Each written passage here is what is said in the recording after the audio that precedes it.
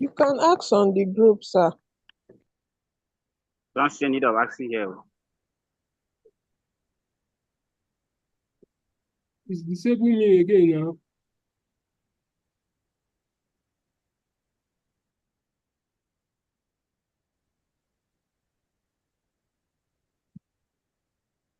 Can't share my screen.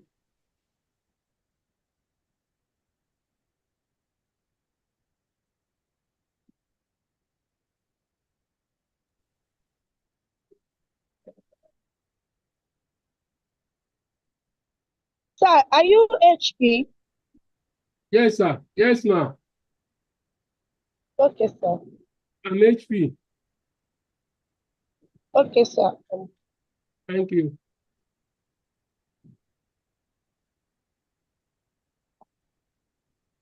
I still can't share the screen. I'm coming, sir. All right, now.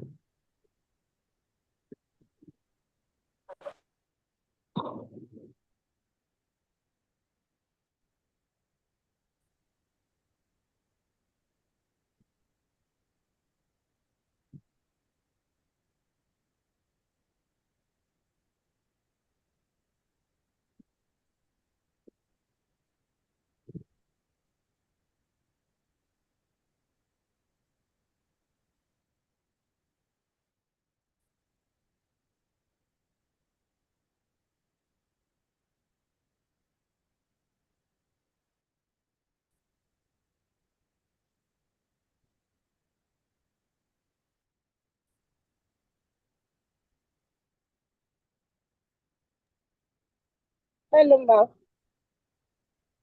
Ruth, I'm trying to make do you people need the YouTube live? Do you need YouTube live? Yes, Hello? ma'am. Yes. We are more than 300. Yes, we need it. Yes, ma'am. Okay, I'm trying to get the link. So the lecturer is HP, ma'am. Yeah, I The think I can. lecturer is HP. I've been trying to make him the host. He's not going here. That's what I'm trying to do too. Let me make him a co-host. Okay, I've made him a co-host. Okay, sir. While I link to the YouTube and the link.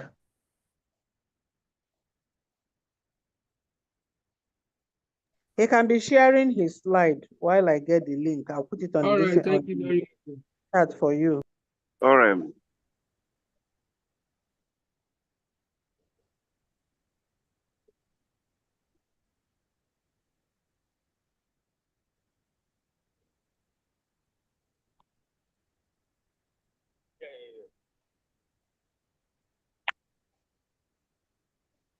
Good evening, everyone. Good evening, sir. Good evening, sir. Yeah, let's quickly, because of our time. Good evening, sir. Good evening, sir. Because of our time, please, because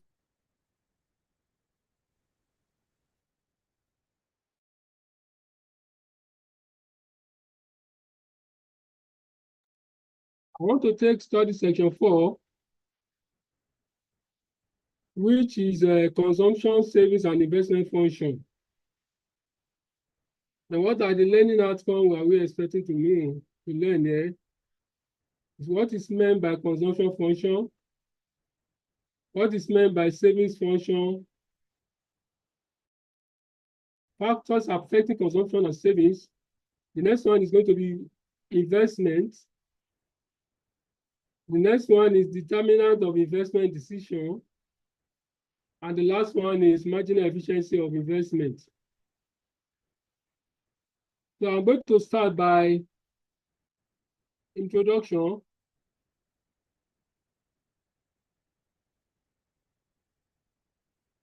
Which is consumption function.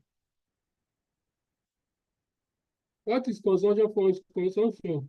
Consumption is simply mean the total expenditure by consumer of final goods and services. It refers to expenditure by household, in bracket, consumer of final goods and services. Like a savings function that talks about the relationship between income and expenditure. According to Keynes, We could learn a lot about consumption simply by focusing on relationship between income and spending or income and consumption. You can remember in our first class, I talked about the major macroeconomic variables that we need to know under introductory macroeconomics, which I made mention of consumption, I made mention of income, which is output, I made mention of savings and likewise investments. We are moving up gradually. What is disposable income?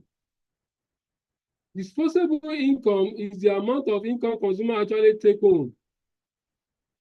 This is the share of total income remaining in the hand of household after all taxes have been deducted.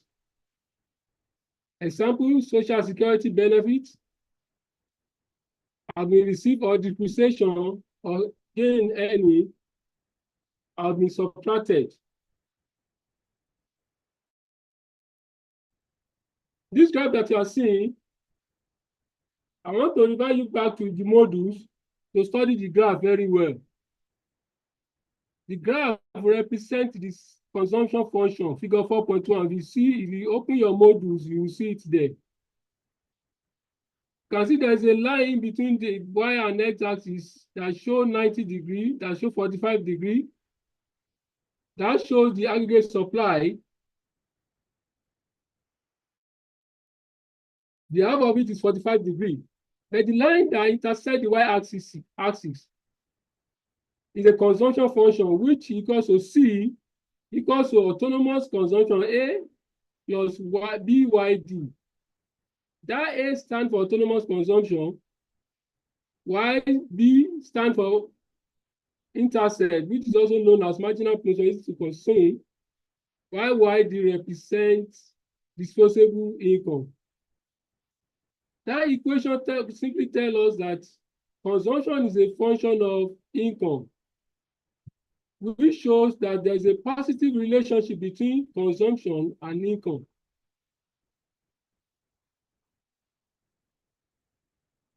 Now, going forward, the saving function.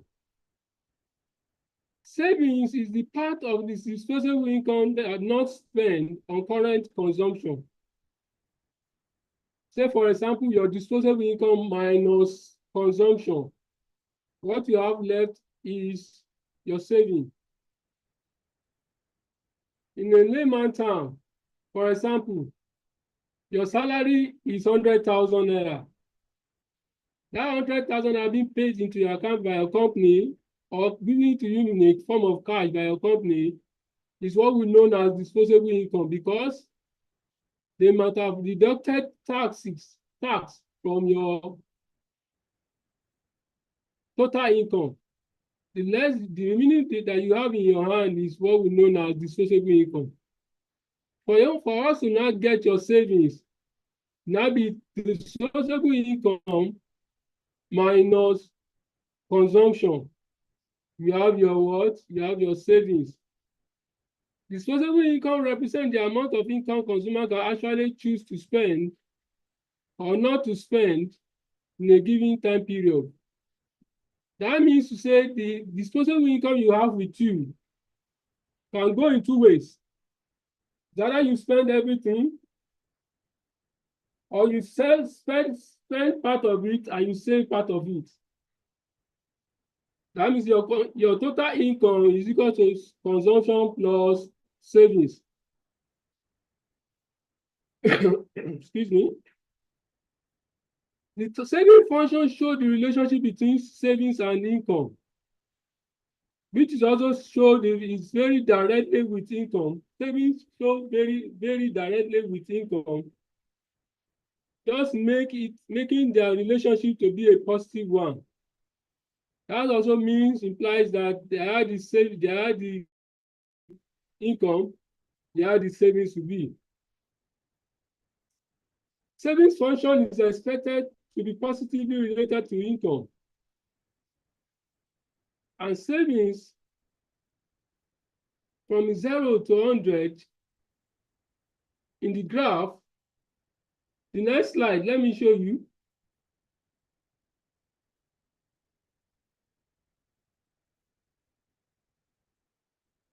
next slide, you see that the line that cut across, yeah.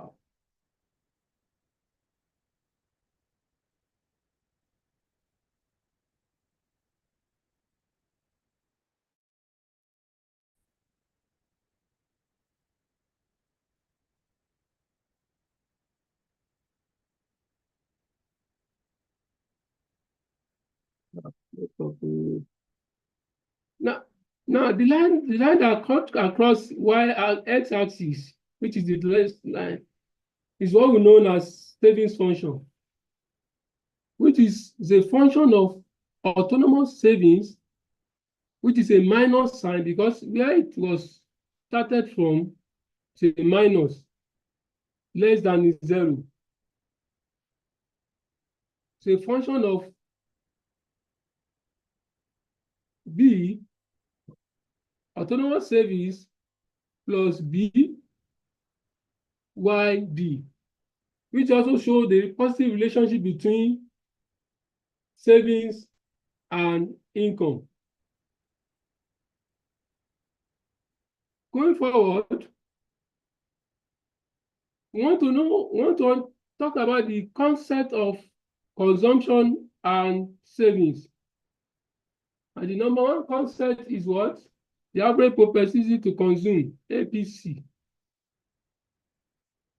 The proportion of total disposable income spent on consumer goods and services in any given period refers to average propensity to consume. Simply put, APC is total consumption divided by total disposable income. Mathematically, APC is equal to C, which is consumption, divided by YD, which is known as your disposable income. For example, if a total consumption for 2005 is 5,067,000,000 naira and total disposable income for the same period reached 5,307,000,000 naira, then calculate your APC. Simply put, APC is C divided by consumption divided by total disposable income, which is your disposable consumption is 5,069 billion divided by 5,307 billion. And the APC result, the answer you get is 0.9547, which implies that consumers spend on average about 95 kobo out of every naira received, while the remaining 5 kobo of every naira received was saved. While the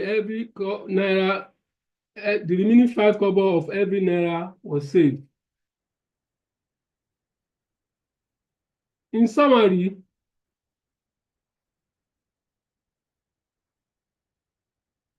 in other words, APC just summarized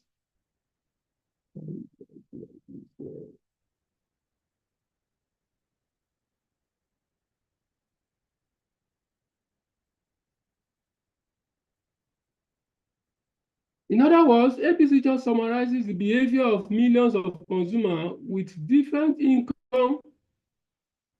Consumer might have spent more or less out of each naira. Going further, the marginal propensity to consume, which is the second concept under consumption function. It is necessary to observe how the choice between consumption and savings is influenced by change in income. The marginal propensity to consume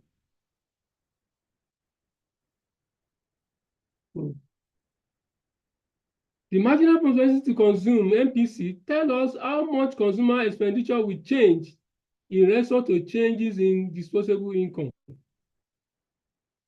MPC is a change in consumption, change in C divided by change in disposable income, change in YD. It measures the fraction of income consumed as a result of change in income. In order for you to compute MPC, you could ask how consumers spend in 2005 was affected by last naira of disposable income. For example, let's do the question together. If added disposable income increases from 4,000 to 5,000 naira in 2005, and its consumption increases from 3,500 to 4,000 naira, what is your APC? The formula for APC is change in consumption divided by change in income. That's the formula for MPC. You can see change in consumption is what? Change in consumption is what? 4,000 minus 3,500. What do we have is 500. While change in income is 5,000 minus 400. 5,000 minus 400. 4,000. What we have there is 1,000 naira difference. Then for you to now calculate your MPC, read change in consumption divided by change in income, which is 500 divided by 1,000, which is equal to 0.5, which suggests that Ade spent half of his extra disposable income on consumption. It suggested that Ade spent half of his extra disposable income on consumption. So also applicable to concept under savings function. Average propensity to save.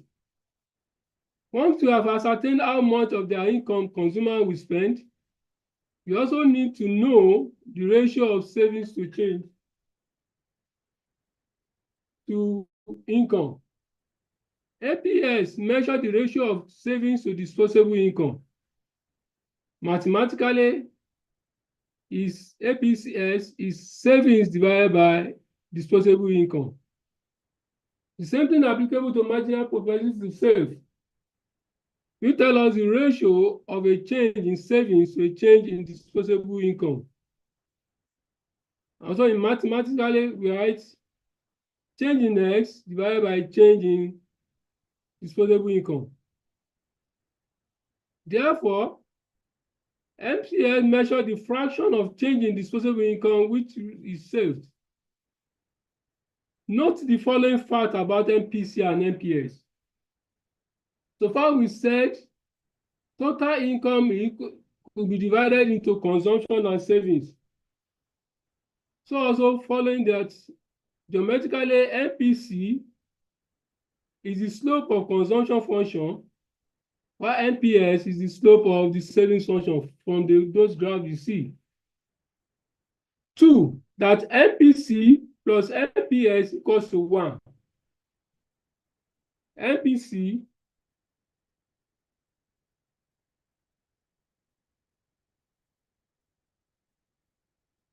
that MPC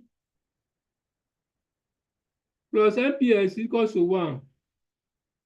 Since every additional naira is better spent or consumed or not spent or saved. For you to get MPS from that MPC plus MPS equals to 1, MPS will be equal to 1 minus MPC, vice versa. Since disposable income is the summation of consumption and savings, it follows that APC plus APS must equal to 1. Now, the next thing is, what are the factors affecting consumption and savings? Expectation, number 1. When you are expecting a rise in pay of your salary, automatically it will want to boost you or stimulate you to increase your consumption spending, or to either also increase your savings, either of the two.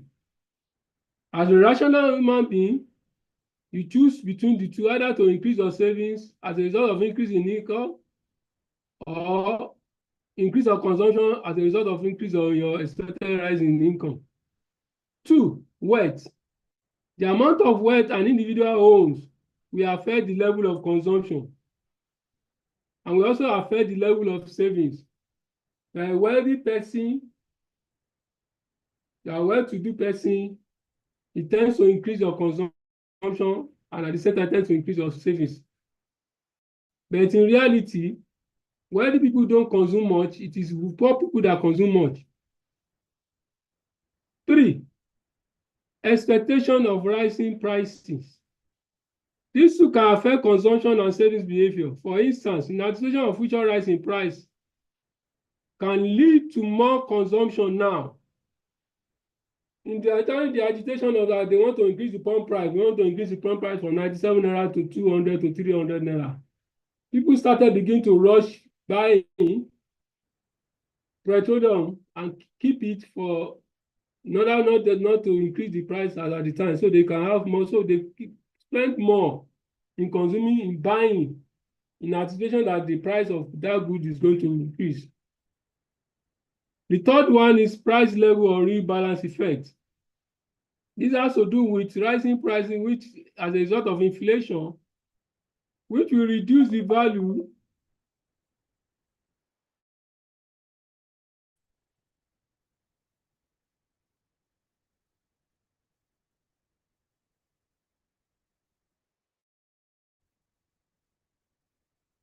hello.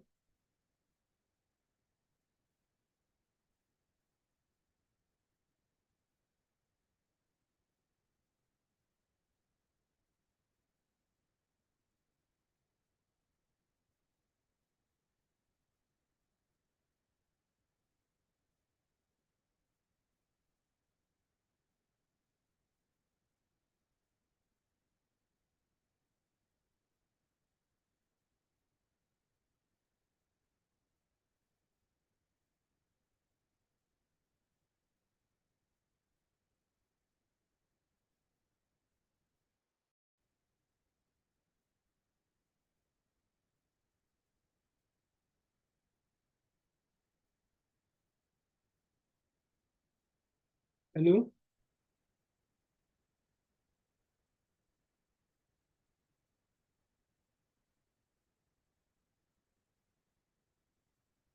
Hello.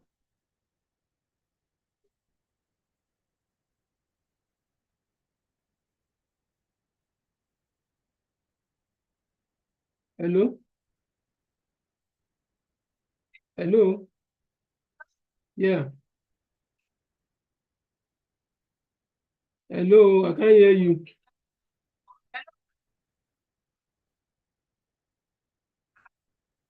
Out from the Zoom, so I just joined now. So Okay. if you want to, I'm the only host on the meeting now. Okay. You're the only one that can unmute everybody. Okay. If you want everyone to contribute. Okay. Okay. And also I cannot record. Okay. I will send this slide to you. Okay. Yeah.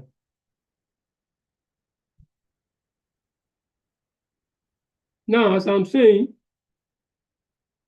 I've made mention of price level or rebalance effect. Rising price level reduces the real value of money, which automatically will lead to what? Reduction in savings and also reduction in consumption. Taxes is also part of factors that are affecting consumption or savings. When there's an increase in taxation on your income, it will definitely reduce the level of consumption and savings. Credit availability is also part that determines the savings.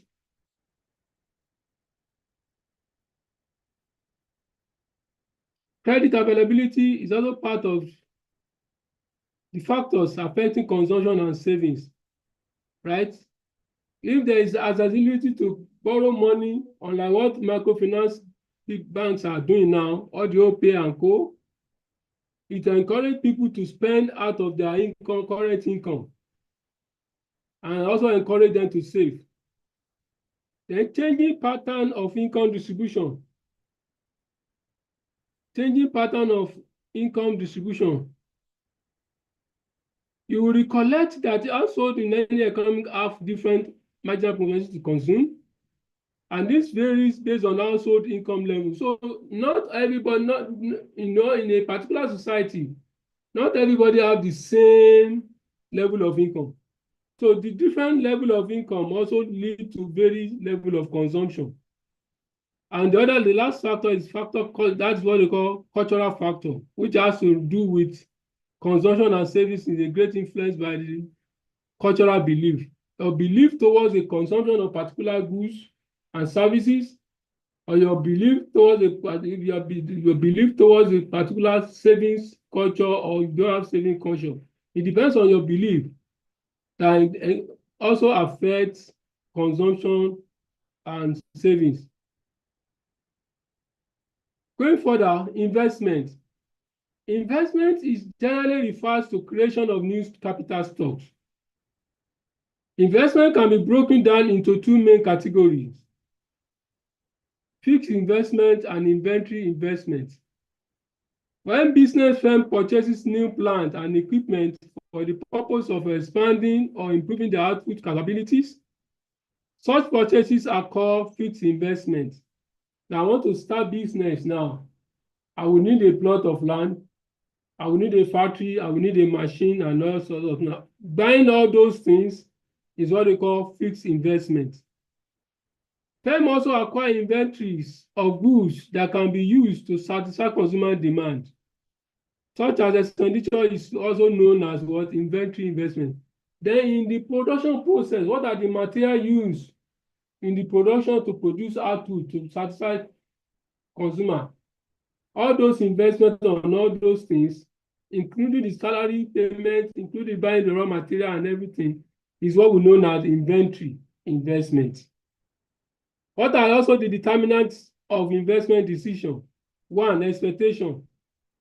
When it is expected that there's going to be an increase in future income and sales of that particular business you are going to invest, there's going to be an increased investment on that particular business.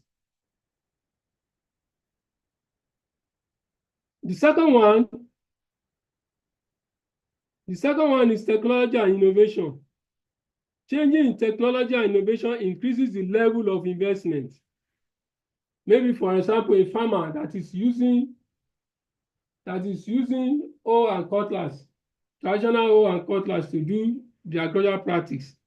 There is now improved technology like tractor and mechanized farming. You'll be able to invest more on that. Changes in technology and innovation will increase the level of production. We definitely increase the level of production, which can stimulate also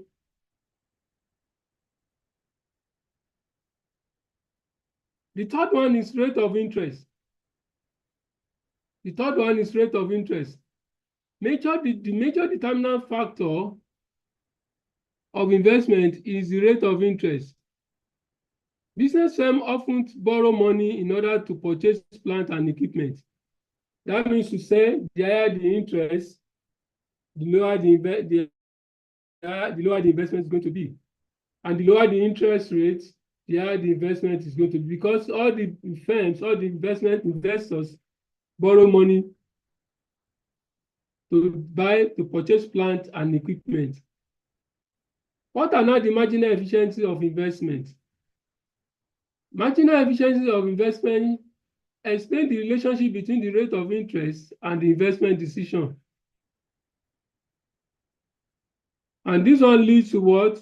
Inverse related between investment and the rate of interest.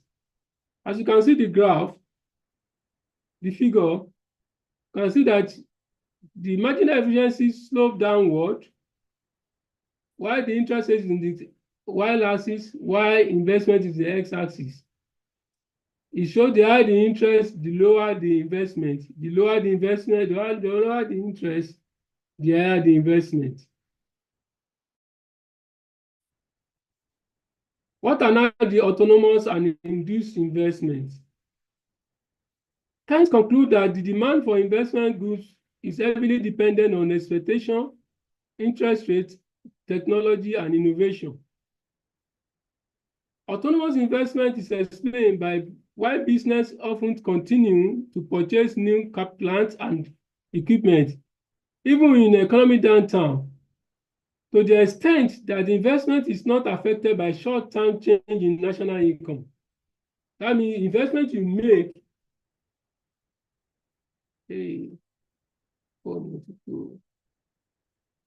investment you make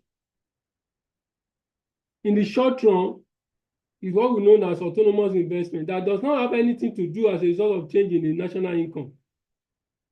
So it does not depend on income.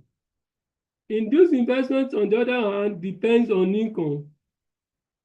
It's very directly with income.